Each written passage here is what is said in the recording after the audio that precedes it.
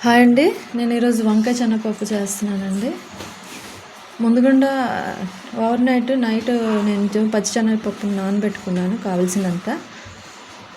కొంచెం వాటర్ వేసుకొని నైట్ అంతా నానబెట్టేసుకున్నాను. అంటే నానబెట్టుకుంటే వేగంగా కుక్ అవుతుంది కాబట్టి.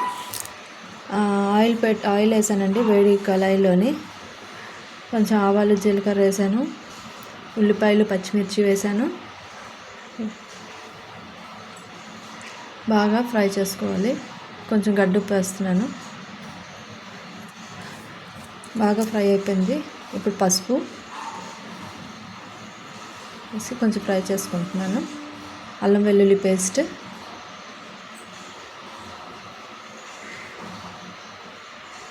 మనకు కొంచెం వేసుకోవాలి, సరిపోతుంది. పెద్ద మసాలాతో పెద్ద పని లేదు. ఇప్పుడు కట్ చేసుకున్న వంకాయ ముక్కలు వాష్ చేసుకొని అందులో వేస్తున్నానండి. నల్ల వంకాయలు పచ్చి వంకాయలు రెండు కలిపి వేస్తాను, పెద్ద ప్రాబ్లం ఏం కాదు.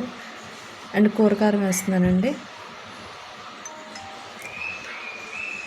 కావలసినంత.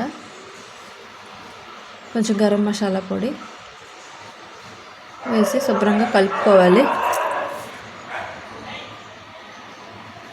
ఒక టమాటా వేస్తున్నాను, అలా వేసేస్తున్నానండి. దాన్ని కట్ చేయాల్సిన పని కూడా లేదు, అది ఆవిరిలో మగ్గిపోతుంది.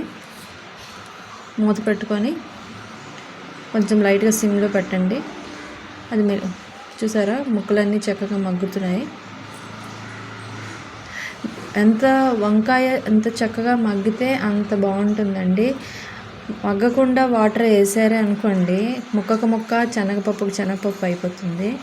అందుకు మగ్గిన తర్వాతే శనగపప్పు వేసుకోవాలి, నానబెట్టుకుంది. తర్వాత వాటర్ వేసుకుంటున్నాను, తగినంత వాటర్ వేసుకోవాలి. వేసుకొని కొంచెం కలుపుకుంటున్నాము.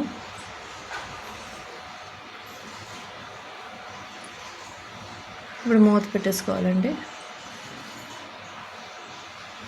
చూసారు కదా, ఇంకా కొంచెం కలిపిన తర్వాత ఏమైనా మాడుతుందేమో అనేసి ముందుగా చూసుకోవాలి. కాబట్టి మధ్యలో ఒక 10 minutes తర్వాత చూసుకోవాలి. బాగా కింద నుంచి పైన కలుపుకుంటే ఒకసారి చెక్ చేసుకున్నాము. మళ్ళీ ఒకసారి మూత పెట్టుకొని చూసారు కదండి, ఉడికిపోయింది కర్రీ, శుభ్రంగా దగ్గరికి అయిపోయింది కూడా. ఇప్పుడు వంకాయని కూడా జస్ట్ అలాగే దాంతోనే చాలా చిరిమేస్తే అయిపోతుంది.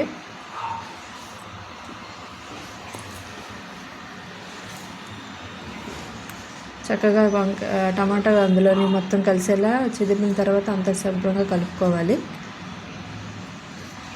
రెడీ అయిపోయిందండి.